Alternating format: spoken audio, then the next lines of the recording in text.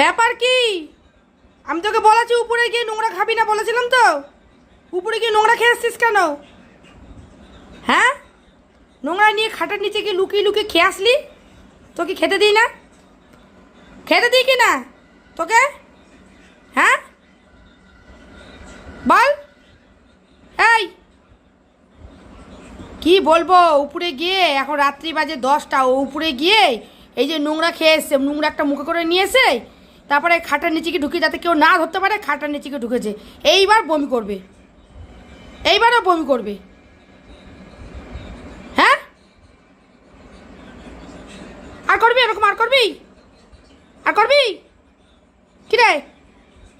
আর করবি? ঢোক, ঘরে ঢোক। এই ঘরে ঢোক। হ্যাঁ, ঘরে ঢোকো।